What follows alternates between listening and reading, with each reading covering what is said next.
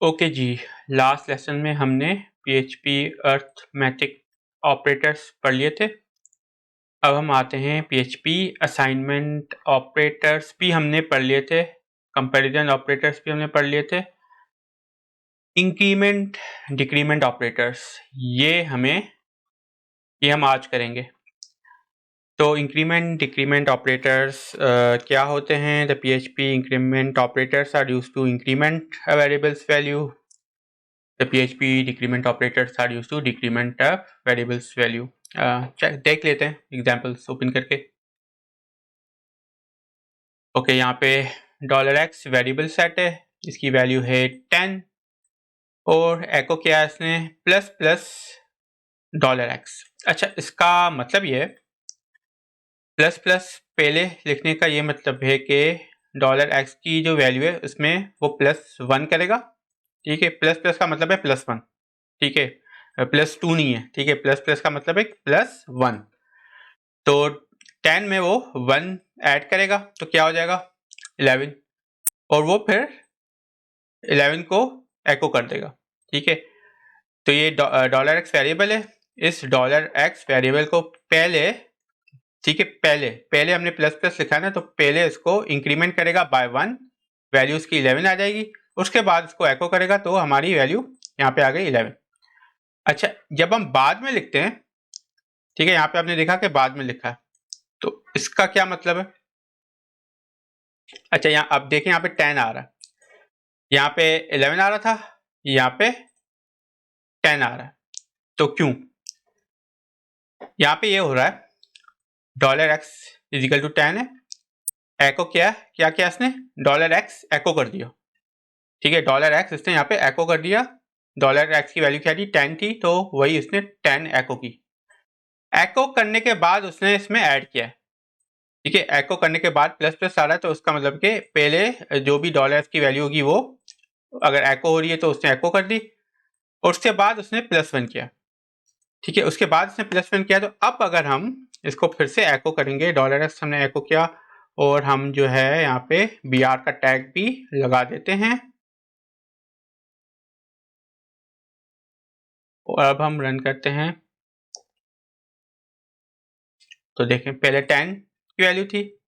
ठीक है, इसने $x जो है एको किया, तो $x की वैल्यू 10 थी, तो उसने 10 यहाँ पे वो प्रिंट कर दिया, एको कर दिया। उसके बाद उसने यहाँ पे प्लस प्लस की साइन लगाई, तो फिर जो है $x में +1 ऐड हुआ। ठीक है, पहले एको हो गया जो उसकी ओरिजिनल वैल्यू थी, एको होने के बाद +1 ऐड हुआ इसमें। ठीक है, तो अब इसकी वैल्यू 11 है, इसकी न्यू वैल्यू जो है वो 11 हो गई। पुरानी वैल्यू 10 एको हो गई, न्यू वैल्यू इसकी 11 हो गई, और न्यू वैल्यू जब हमने नीचे एको किया फिर से x को, तो वो न्यू वैल्यू इसकी प्रिंट हो गई। ये उस वक्त होता है जब हम प्लस प्लस बाद में लगाते हैं। ठीक है, प्लस प्लस बाद में लगाते हैं, तो पहले जो भी ऑपरेशन हमारा होना होता है, एको कर रहे थे तो वो ओरिजिनल वैल्यू एको हो जाएगी। उसके बाद जो हमने प्लस प्लस लगाया वो नेक्स्ट टाइम जब हम अगर एको करते हैं तो फिर उसकी वैल्यू 11 आएगी, या मतलब न्यू वैल्यू आएगी।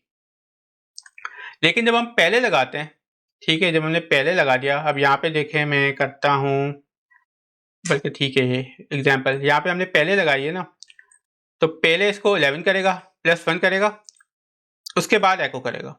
ठीक है, पहले उसने इसमें ऐड कर दी, 10 में एक +1 कर दिया, 11 कर दिया, उसके बाद वो एको होगा। यहाँ पे पहले एको होगा, फिर वो +1 होगा। तो ये डिफरेंस है। ये प्लस प्लस अगर हम पहले डालते हैं तो उसका क्या मतलब होता है? उसका मतलब ये होता है कि वो पहले इसकी वैल्यू चेंज करेगा, उसके बाद एको करेगा। लेकिन अगर हम बाद में ऐड करते हैं तो पहले जो ओरिजिनल वैल्यू है वो एको होगी, वो प्रिंट होगी, उसका आउटपुट आएगा, उसके बाद उसमें चेंज आएगी। तो ये दो एग्जाम्पल्स आप देख लीजिएगा, और सेम माइनस में भी इसी तरह है। ठीक है, मतलब ये प्लस प्लस हम पहले लिखते हैं तो प्री इंक्रीमेंट कहते हैं, बाद में लिखते हैं तो पोस्ट इंक्रीमेंट कहते हैं। प्री इंक्रीमेंट का मुराद के पहले वो उसको इंक्रीज करेगा, उसके बाद उसकी वैल्यू देगा। पोस्ट में ये मतलब कि पहले इसकी वैल्यू देगा, फिर बाद में इंक्रीज करेगा। और सिमिलरली आपका प्री डिक्रीमेंट और पोस्ट डिक्रीमेंट भी इस तरह के, पहले प्री डिक्रीमेंट में पहले सब्ट्रैक्ट करेगा फिर वैल्यू देगा, और पोस्ट डिक्रीमेंट में पहले वैल्यू देगा फिर सब्ट्रैक्ट करेगा। ये भी हम देख लेते हैं एग्जाम्पल्स। ठीक है, डॉलर एक्स की वैल्यू 10 है, एको क्या, यहाँ पे पहले हमने माइनस माइनस कर दिया, मतलब माइनस माइनस प्लस प्लस मतलब 1, मतलब प्लस प्लस करते हैं तो उसका मतलब कि ऐड 1 कर दे, माइनस माइनस करते हैं तो इसका मतलब कि सब्ट्रैक्ट 1 कर दे। तो यहाँ पे पहले हमने सब्ट्रैक्ट कर रहे हैं, ठीक है, तो -1 सब्ट्रैक्ट हुआ तो 9 उसकी वैल्यू आ गई, ठीक है। प्री डिक्रीमेंट हमने कर दिया, पहले हमने डिक्रीज कर दी वैल्यू, तो इसकी वैल्यू 9 आ गई और वो हमारी यहाँ पे एको हो गई।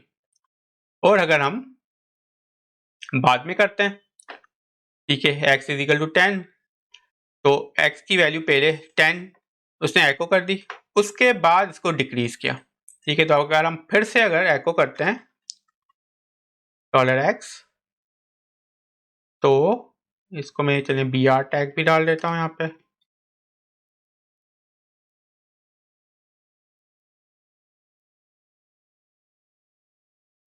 तो पहले ओरिजिनल वैल्यू प्रिंट हुई, ये क्योंकि हमने माइनस माइनस बाद में डाला था, पहले इसको प्रिंट करवा दिया डॉलर एक्स को, तो पहले ओरिजिनल वैल्यू प्रिंट हुई, फिर माइनस माइनस हुआ तो अब उसकी वैल्यू 9 हो गई है, और वो हमने जब फिर से इसको प्रिंट कराया तो वो उसकी न्यू वैल्यू आ गई 9। तो ये है हमारा pre increment, post increment, pre decrement और पोस्ट डिक्रीमेंट। अच्छा, लॉजिकल ऑपरेटर्स, हाँ ये अब थोड़ी सी मज़ेदार चीज़ें अब स्टार्ट हो रही हैं, क्योंकि अब हम लॉजिक बिल्डिंग की तरफ आ रहे हैं। ये नीचे जो भी चीज़ें हैं ना, if else, switch, loops, function arrays, regex, regular expression, ये सारी चीज़ें ना हम बहुत यूज़ करते हैं जब हम प्रोग्रामिंग का कोई भी कोड लिख रहे होते हैं ना, तो ये इफ एल्स, ये लूप्स, फंक्शंस, एरेज, ये तो यूज़ हो ही रहे होते हैं। तो अब हम जो है एक्चुअल जो चीज़ें हम यूज़ करेंगे ना प्रोग्रामिंग में, उस पर आ रहे हैं। और इफ एल्स, ये लॉजिकल ऑपरेटर से बहुत इंपॉर्टेंट है, क्योंकि सारी लॉजिक बिल्डिंग ही यहीं पे होती है, ठीक है। प्रोग्रामिंग में हम लॉजिक ही बिल्ड करते हैं ना, इस तरह तो नहीं कि बस हम प्रिंट कराते जाएं चीज़ें, मतलब बार बार हम बस एको, हमें जो करना हो एको करते रहें, एको करते जाएं, एको करते रहें, नहीं ना। उसमें हम कंडीशंस भी देखते हैं कि भाई अगर ये चीज़ हो रही है, अगर कोई यूज़र लॉग इन हो गया तो उसको कौन सा पेज आना चाहिए, अगर कोई यूज़र लॉग आउट हो गया तो उसको कौन सा पेज आना चाहिए, अगर आप लॉग इन हुए हैं तो आपको आपका नाम जो है आपके पेज पे आना चाहिए, मैं लॉग इन होता हूँ तो मेरा नाम पेज पे आना चाहिए। तो ये सारी चीज़ें जो है वो इसकी लॉजिक किस तरह बनती है, अब एक्चुअल जो प्रोग्रामिंग है ना वो अब स्टार्ट हो रही है, ठीक है। तो अब हम इसको थोड़ा सा केयरफुली स्लो थोड़ा सा लेके चलेंगे, ठीक है, क्योंकि अब ये इंपॉर्टेंट चीज़ें बहुत, ठीक है। अभी तक तो हम ऐसे ही बस समझे मजाक ही कर रहे थे, असल चीज़ें अब आ रही हैं। तो हम लॉजिकल ऑपरेटर्स पे आते हैं। The PHP logical operators are used to combine conditional statements. इसको हम देख लेते हैं, लेकिन ये आपको वैसे आगे ज़्यादा हम इसको डिटेल में देखेंगे, लेकिन अभी हम इसको थोड़ा देख लेते हैं। अच्छा, यहाँ पे h1 टैग है HTML का, द एंड ऑपरेटर, ठीक है। एंड ऑपरेटर की यहाँ पे अभी हमारी बात हो रही है। राइट अ मैसेज,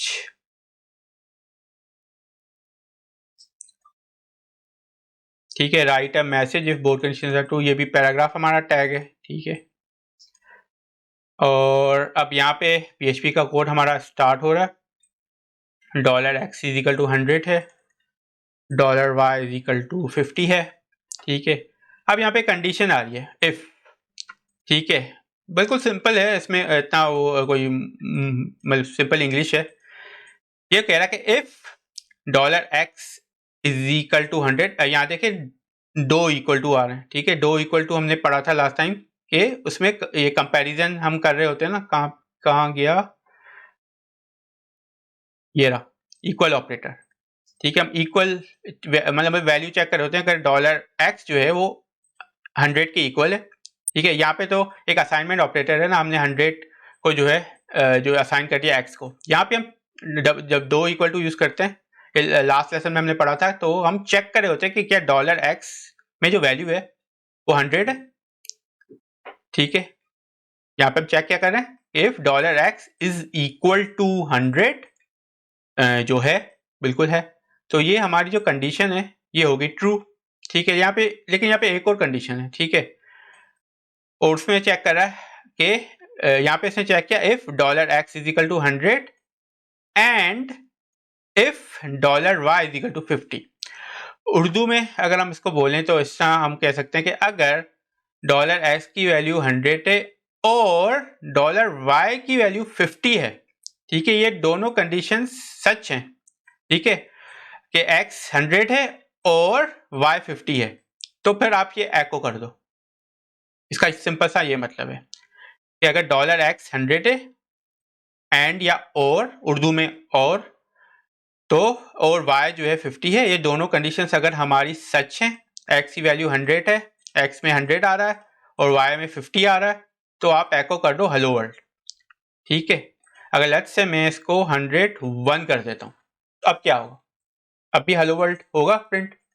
तो यहाँ पे तो चेक करें, अगर $x की वैल्यू 100 है और $y की वैल्यू 50 है, तो फिर आप हेलो वर्ल्ड प्रिंट करो, मतलब दोनों कंडीशंस आपकी सच हैं, ट्रू हैं, तब आप हेलो वर्ल्ड प्रिंट करोगे।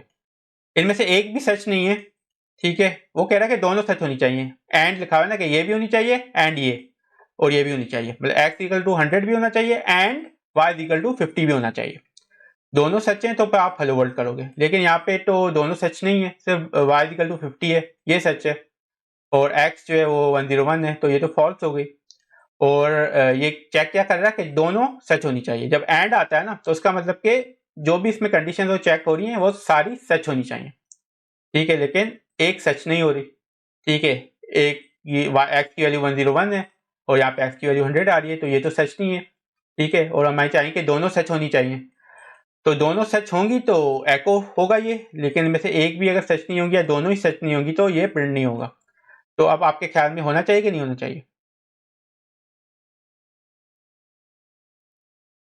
नहीं हुआ, क्योंकि x की वैल्यू 101 है और यहाँ पे वो चेक करा कि 100 होनी चाहिए, ठीक है। जब यही इसने यहीं पे फॉल्स हो गई तो उसने फिर आगे इसको चेक ही नहीं किया। एंड ऑपरेटर है ना, तो एंड का मतलब यही है कि भाई दोनों सच होनी चाहिए, अगर यही सच नहीं हुई तो ये आगे चेक करने का फायदा ही नहीं है, ठीक है। तो ये होता है हमारा एंड ऑपरेटर। इसको हम एक और तरीके से लिख सकते हैं, जो हम ज़्यादातर वही मैं तो एटलीस्ट वही फिर ऑपरेटर यूज़ करता हूँ, वो हम आगे देखते हैं, लेकिन आपको ये इजी लगता है तो आप ये भी यूज़ कर सकते हैं, एंड। अच्छा, और अब हम और की बात करते हैं यहाँ पे। अभी तो एंड की बात कर रहे थे ना, एंड में हम दोनों सच होनी चाहिए कंडीशंस, ठीक है, ठीक है, एंड में मतलब x 100 के बराबर होना चाहिए एंड y 50 के बराबर होना चाहिए। यहाँ पे हम चेक करते हैं कि भाई इनमें से कोई एक भी सच है तो आप एको कर दो, ठीक है। इसमें हम चेक करें कि if x is equal to 100 और ये इंग्लिश वाला और है, और y इज इक्वल टू 80, मतलब यहाँ पे हम कह रहे हैं कि ये अगर सच है या ये सच है, ठीक है, उर्दू में बोलेंगे या, कि x या तो x 100 के बराबर है या y 80 के बराबर है, इनमें से दोनों में से कोई भी सच है ना, तो आप ये एको कर दो। यहाँ पे हम चेक कर रहे थे कि अगर x 100 के बराबर है and y is equal to 50, y 50 के बराबर है, तो आप हेलो वर्ल्ड प्रिंट करो। यहाँ पे हम चेक करें कि अगर x 100 के बराबर है और या y is equal to 80, y 80 के बराबर है, तो आप एको हेलो वर्ल्ड कर लो, ठीक है। यहाँ पे हम एंड में क्या करते हैं, दोनों कंडीशन चेक करते हैं कि दोनों सच होनी चाहिए, या इसके अंदर कोई तीसरी कंडीशन भी जैसे है। $z मैंने 10 कर दिया, यहाँ पे मैं $z भी कर देता हूँ, ठीक है, 3 कंडीशन हो गई, इसको मैं वापस 100 करता हूँ, ठीक है। तो अब यहाँ पे 3 कंडीशन चेक हो रही हैं, तो मैं प्रॉपर फॉर्मेट कर देता हूँ। 3 कंडीशन क्या चेक हो रही है, x इज इक्वल टू 100 के बराबर होना चाहिए and y is equal to 50 के बराबर होना चाहिए and z is equal to 10 के बराबर होना चाहिए। मतलब ये तीनों चीजें सच होंगी, ट्रू होंगी, तो एको होगा। अब देखते हैं, x 100 के बराबर है, y भी 50 के बराबर है, z भी 10 के बराबर है, सारी कंडीशन सच हैं, ठीक है। अच्छा, यहाँ पे मैंने वो दूसरा वाला एंड दे दिया, यही दे देते फिलहाल। तो x is equal to 100 and y is equal to 50 and z is equal to 10, ठीक है। तीनों अगर सच हैं तो आप इको करेंगे, तीनों सच हैं तो उसने हेलो वर्ल्ड दे दिया। अगर मैं इसको 11 कर दे रहा हूँ z को, तो उसने हेलो वर्ल्ड क्यों आया ये आई, ओ ये बता क्यों आया, आपने नोट किया वैसे गलती मैंने क्या की है? थोड़ा देखिएगा, 5 सेकंड्स आपको देता हूँ।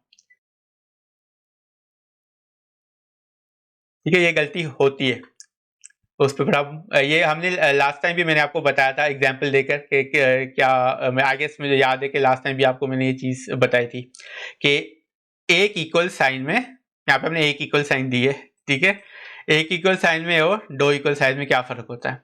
एक में हम बस वो वैल्यू असाइन कर रहे होते हैं, तो जब दो हम इक्वल साइन यूज़ कर रहे होते हैं तो फिर हम कंपेयर कर रहे होते हैं वैल्यूज़, ठीक है, मतलब चेक कर रहे होते हैं कि वाई की वैल्यू 50 है, ठीक है, यहाँ पे हम तो 10 को वैल्यू दे रहे हैं, असाइन कर रहे हैं, यहाँ पे हम चेक करें कि y की वैल्यू 50 के बराबर है कि नहीं है। तो यहाँ पे अगर मैं, यहाँ पे मैंने गलत लिखा है, एक इक्वल टू साइन दिए, इसको मैं अब अगर करूंगा ना तो अब ये हेलो वर्ल्ड नहीं आएगा, क्योंकि अब इसकी वैल्यू 11 है और यहाँ पे हम चेक करें वैल्यूज दोनों की कंपेयर करें कि z इजिकल टू 10 अगर 10 के बराबर है तभी हेलो वर्ल्ड, मतलब ये तीनों वैल्यूज सही होंगी, x 100 के बराबर होगा, y 50 के बराबर होगा और z 10 के बराबर होगा, तो हेलो वर्ल्ड आएगा। लेकिन यहाँ पे z हमने 11 कर दिया, तो क्योंकि ये फॉल्स हो गई, और एंड में जब हम एंड यूज कर रहे होते हैं तो सारी कंडीशंस हमारी ट्रू होनी चाहिए, लेकिन एक भी अगर ट्रू नहीं है तो आगे की जो हम करना चाह रहे काम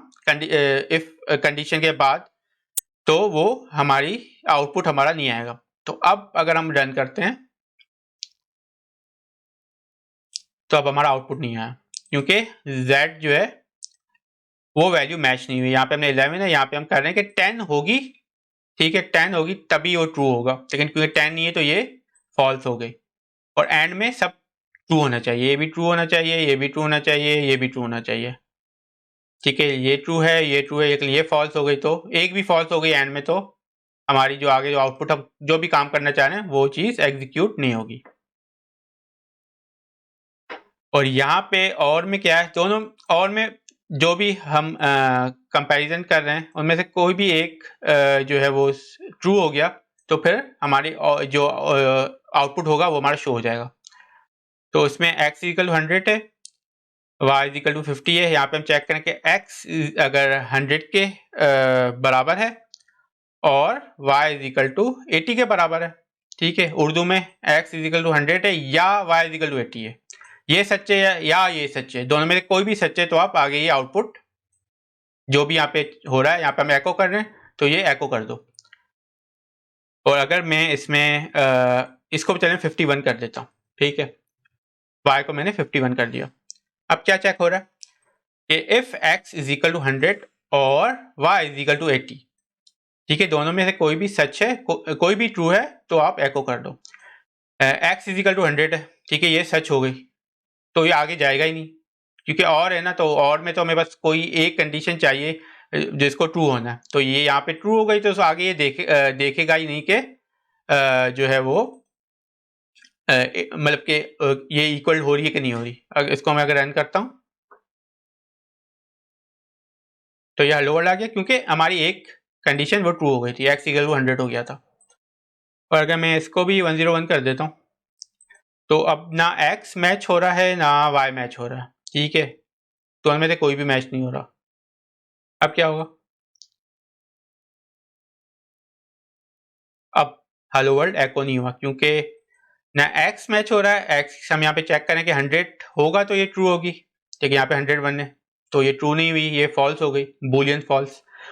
और यहाँ पे हम चेक करें कि y इक्वल टू 80 होना चाहिए तो फिर ये ट्रू होगी, लेकिन y इक्वल टू 51 है तो ये भी फॉल्स हो गई, ठीक है, तो दोनों ही फॉल्स हैं। जब दोनों फॉल्स हो गई कंडीशंस तो ये हमारा एको नहीं होगा, दोनों में से कोई भी एक ट्रू हो जाती तो फिर ये हमारी कंडीशन और ये हमारा जो है एको, ये स्टेटमेंट ये प्रिंट हो, ये मतलब कि एग्जीक्यूट होता है स्टेटमेंट और हेलो वर्ल्ड प्रिंट हो जाता। और यहाँ पे लेट्स से मैं अब इसको 80 कर देता हूँ, ठीक है, तो यहाँ पे अब क्या चेक करेगा कि if x is equal to 100 है तो उसको हेलो वर्ल्ड कर दो, लेकिन x तो 100 नहीं है, तो 101 है तो ये तो फॉल्स हो गई। फिर यहाँ पे और है तो वो चेक कर रहा है कि अगर 100 है तो प्रिंट करो, या अगर y इज इक्वल टू 80 है तो फिर प्रिंट कर दो, तो y इज इक्वल टू 80 है तो ये ट्रू हो गई, ठीक है। और में दोनों में से कोई एक ट्रू होनी चाहिए, मतलब या तीसरी कंडीशन भी है, जैसे कि हम और इसको हम री कर देते हैं 20, यहाँ पे मैंने 2 इक्वल टू साइन डाल दी, ठीक है, और यहाँ पे मैं री कर देता हूँ 10 कर देता हूँ, ठीक है। अब यहाँ पे क्या चेक हो रहा है, if x is equal to 100 है तो एको कर दो, 100 नहीं है 101 है तो ये तो फॉल्स हो गई कंडीशन। यहाँ पे चेक हो रहा है कि अगर y इज इक्वल टू 80 है तो एको कर दो, y इज इक्वल टू बिल्कुल 80 है और हम और कंडीशन यूज़ कर रहे हैं तो बिल्कुल ये ट्रू हो गई। तो उसको आगे फिर देखने की ज़रूरत ही नहीं है क्योंकि बस ये ट्रू हो गई ना। हमें एक चाहिए कि ये ट्रू होनी चाहिए, ये ट्रू होनी चाहिए या ये ट्रू होनी चाहिए। ठीक है, दो भी हो सकती है, तीनों भी हो सकती है, लेकिन हमें सिर्फ एक ही देखता है कि बस एक इनमें से कोई ट्रू हो जाए तो मैं आगे ये स्टेटमेंट जो है वो प्रिंट करा दूं। तो y इक्वल टू 80 है, इसको अब मैं रन करता हूँ तो ये हेलो वर्ल्ड आ गया। ठीक है, अगर इसको भी मैं 81 कर देता हूँ और उसको मैं कर देता हूँ 20, अब क्या होगा, अब फिर से चेक हो रहा है कि अगर if x is equal to 100 है तो उसको प्रिंट कर दो, या अगर y इज इक्वल टू 80 है तो इसको प्रिंट कर दो, या अगर z इज इक्वल टू 20 है तो फिर इसको प्रिंट कर दो। अब x 100 नहीं है, y 80 नहीं है, लेकिन z इज इक्वल टू 20 है। z में हमने 20 वैल्यू असाइन की है, यहाँ पे चेक करें कि अगर z इज इक्वल टू 20 है तो फिर ये एको कर दो, और क्योंकि z इज इक्वल टू 20 है तो ये ट्रू हो गई कंडीशन। तो अब हम रन करते हैं तो हेलो वर्ल्ड प्रिंट हो गया। एक्स और, अच्छा एक्स और ये अभी हम इसको छोड़ देते हैं। अच्छा ये सेम यही है, ये साइन एंड की ही साइन है, जैसे कि हमने यहाँ पे एंड लिखा हुआ है ना, तो इसकी जगह आप ये भी यूज कर सकते हैं, कोई इसमें मतलब कि डिफरेंस नहीं है। ठीक है, आप एंड यूज करें या ये वाली साइन यूज करें, मैं ये यूज करता हूँ, तो ज्यादातर आई बिलीव प्रोग्रामर यही यूज करते हैं। और सेम और का भी ऑपरेटर इसी तरह ही है कि आप और के लिए ये ऑपरेटर यूज करें, ज्यादातर लोग ये यूज करते हैं, या आप सीधा सीधा और भी लिख सकते हैं।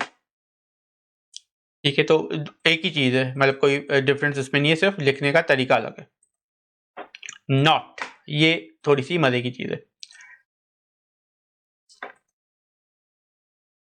अच्छा जी, अब यहाँ पे है x इज इक्वल टू 100। ठीक है, x में जो है वैल्यू हमने दे दी है, असाइन कर दी है 100।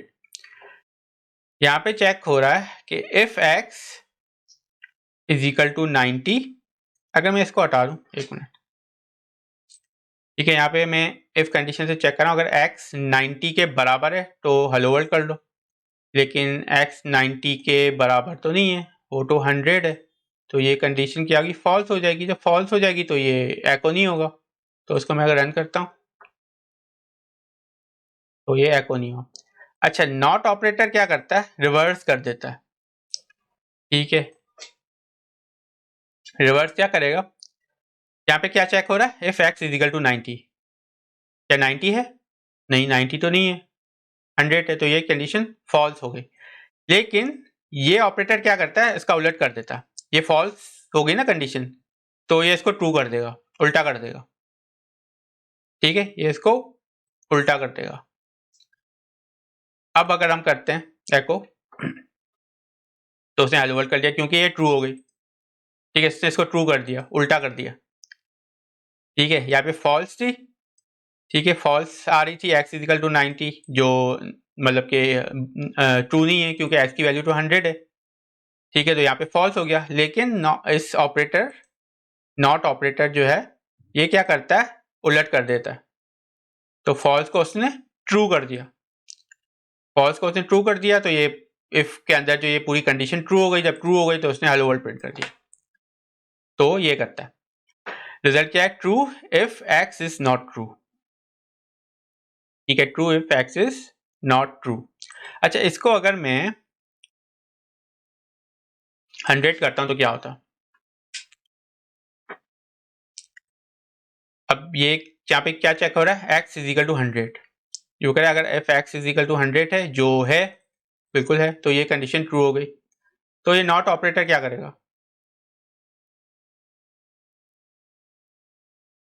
ये उसको फॉल्स कर देगा, मतलब उलट कर देगा। अगर यहाँ पे फॉल्स आ रहा है और आपने यहाँ पे नॉट ऑपरेटर लगाया तो फॉल्स को वो ट्रू कर देगा। अगर ये कंडीशन ट्रू हो रही है तो यहाँ पे आपने नॉट ऑपरेटर लगाया तो ट्रू को फॉल्स कर देगा। ये करता है, उलट कर देता है, मतलब यस को नो कर देता है, नो को यस कर देता है। इस तरह समझना आप।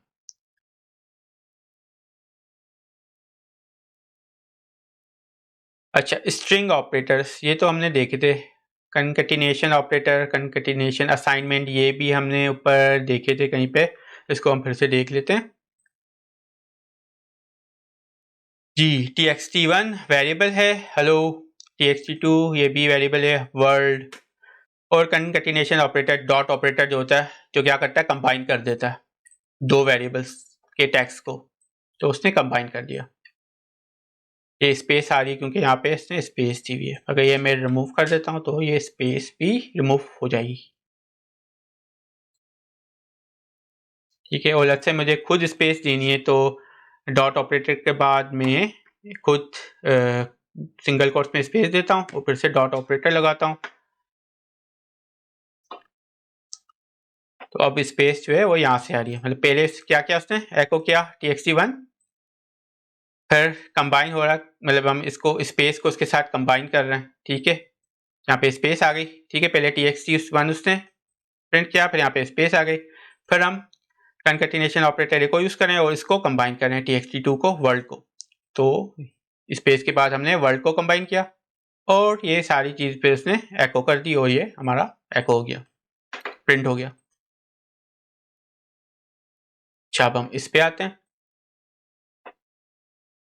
txt1 hello, txt2 world, txt1 ये हमने कंकैटिनेशन ऑपरेटर लास्ट लेसन में हमने पढ़े थे, ये हमने पढ़े थे ना, प्लस इक्वल टू, बिल्कुल इसी तरह ही है कि txt1 इसको किस तरह पढ़ेंगे हम, txt1 is equal to txt1 dot txt2, मतलब इसको हम इस तरह भी लिख सकते हैं, txt1 is equal to txt1 dot txt2।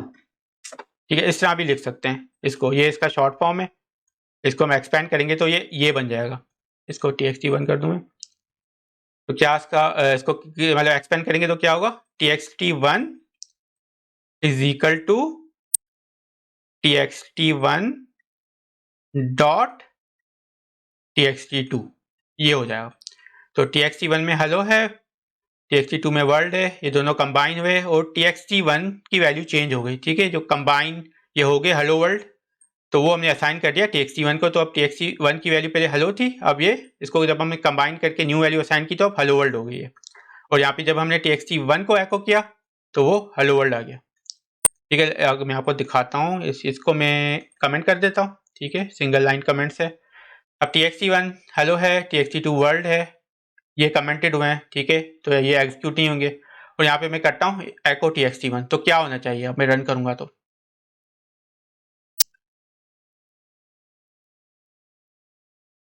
Hello, क्योंकि txt1 हमने एको किया, इसकी वैल्यू थी हेलो, और अगर मैं अब इसको करता हूँ अनकमेंट, तो अब क्या वैल्यू होगी। ठीक है, अब txt1 की क्या वैल्यू होगी, हेलो ही होगी, या txt1 की वैल्यू होगी कि ये txt1 है हेलो, और उसके बाद txt2 की वैल्यू है वर्ल्ड, ये दोनों कंबाइन होती हैं और फिर ये असाइन हो जाती है txt1 में, तो और txt1 की अब वैल्यू जो है वो क्या है, हेलो वर्ल्ड है, न्यू वैल्यू आ गई। तो अब हम इसको रन करते हैं, तो ये हेलो वर्ल्ड आ गई। अच्छा, इसको मैं कमेंट करता हूँ और उसको अनकमेंट करता हूँ, तो अब क्या होगा, तो अभी हेलो वर्ल्ड है। मतलब ये दोनों सेम चीज़ है, हम इस तरह भी लिख सकते हैं, हम इस तरह भी लिख सकते हैं। ठीक है, ये हमने लास्ट सेशन में ये चीज़ें पढ़ी थी ना, plus equal to minus equal to, ये लास्ट सेशन आप देख लीजिएगा अगर अभी आपको याद नहीं है कि ये क्या किस तरह ये जो इसकी जो है वो लॉजिक होती है। तो यही इसकी बेसिकली ये होती है कि txt1 is equal to txt1 dot txt2, बस इस तरह। अच्छा, अब नीचे हम आते हैं, ये हमने देख लिया एरे ऑपरेटर्स। अच्छा, एरे एरे ये अभी हमें करना चाहिए नहीं, एरे सभी हम नहीं करेंगे। कंडीशनल असाइनमेंट ऑपरेटर्स, ये वैसे बड़ी इंटरेस्टिंग चीज़ है, लेकिन मेरे ख्याल में ये अभी हम ना करें तो बेहतर है। हम एक्सरसाइज या ये मैं ये अभी नहीं करते, ये हम इफ एल्स के जब चैप्टर पे आएंगे ना तो उसको फिर डिटेल में हम ये चीज़ें हम देखेंगे। इसमें बहुत सारी चीज़ें हैं, if operator, if else, short hand, if,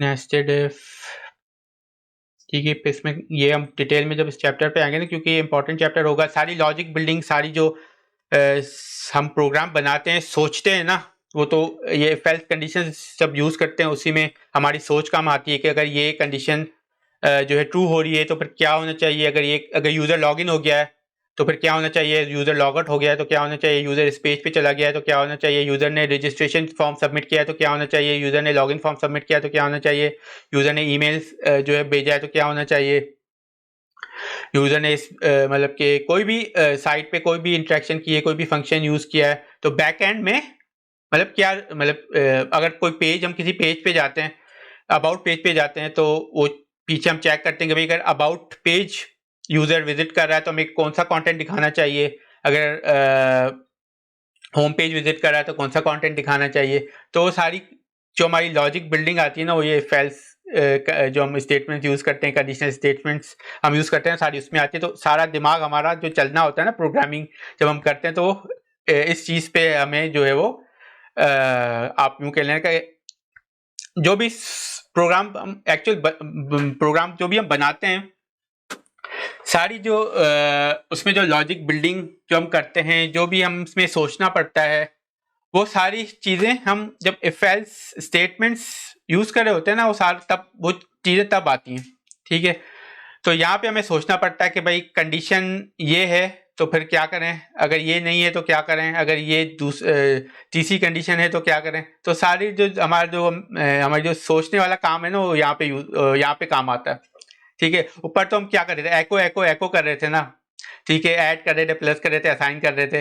लेकिन यहाँ पे जो है ना एक्चुअल चीज़ होती है, जो हम वेबसाइट बनाते हैं, एप्लीकेशंस बनाते हैं, डायनामिक एप्लीकेशंस बनाते हैं, कि अब ये देखें ना, डायनेमिक एक चीज़ है ना कि अगर 5 ग्रेटर देन 3 है जो है, तो आप हैव अ गुड डे कर दो, अगर नहीं है तो कुछ और प्रिंट कर दो। तो सारी जो डायनेमिक जो हम वेब एप्लीकेशन बनाते हैं ना, वो यहाँ पे बनाते हैं, इफ एल्स हम यूज़ कर रहे होते हैं उन चीज़ों में।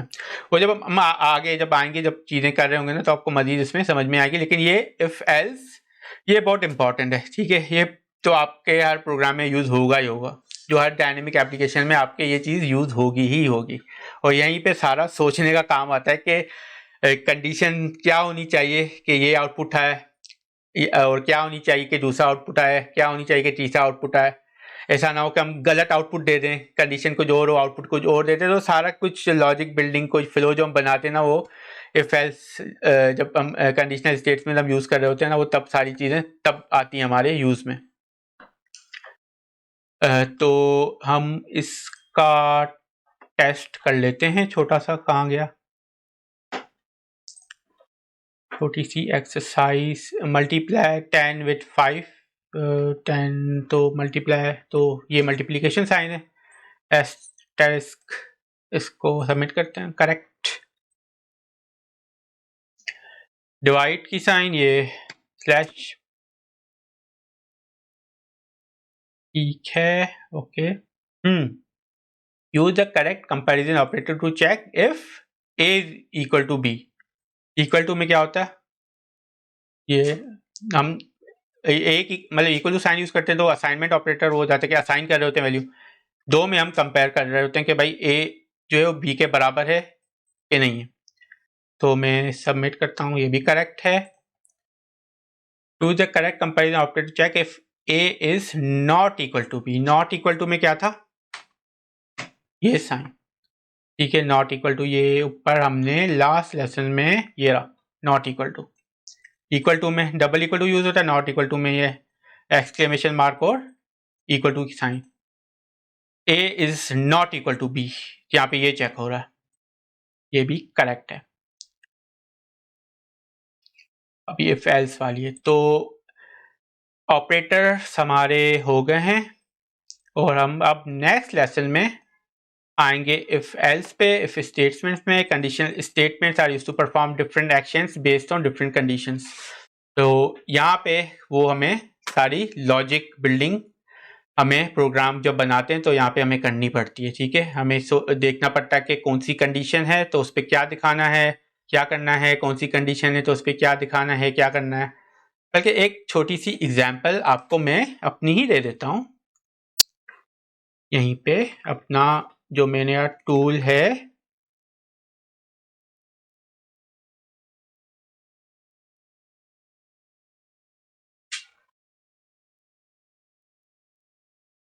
अब ये AI प्रपोजल राइटर वाला जो मेरा टूल है, इसमें मैं क्या कर रहा हूँ, ठीक है। यहाँ पे AI वर्जन है ना, क्लासिक V1 न्यू 2 न्यू 3। तो यहाँ पे आप जब सेलेक्ट करते हैं कोई भी, तो पीछे इफ एल्स कंडीशन ही लगी हुई है, ठीक है। वो चेक कर रहा होता है कि भाई अगर आपने क्लासिक V1 सेलेक्ट किया है तो आउटपुट कैसा आना चाहिए, ठीक है। न्यू V2 वर्जन सेलेक्ट किया है तो फिर आउटपुट कैसा आना चाहिए, और अगर फाइनल V3 सेलेक्ट किया है तो आउटपुट कैसा आना चाहिए। तो जो पीछे स्क्रिप्ट है उसमें ये इफ एल्स कंडीशन ही लगी हुई है कि इफ जो है वो AI वर्जन क्लासिक V1 है तो ये करो, अगर न्यू V2 है तो ये करो, अगर फाइनल V3 है तो ये करो, ठीक है। तो वो लॉजिक पीछे इस तरह लगी हुई है। तो अब मज़ेदार चीज़ें कुछ स्टार्ट हो रही हैं अब। तो अब ये हम नेक्स्ट लेसन में फिर आते हैं इफ एल्स पे, कंडीशनल स्टेटमेंट्स पर। जब तक आपने जो किया है आप इसको रिवाइज कर लें, ठीक है।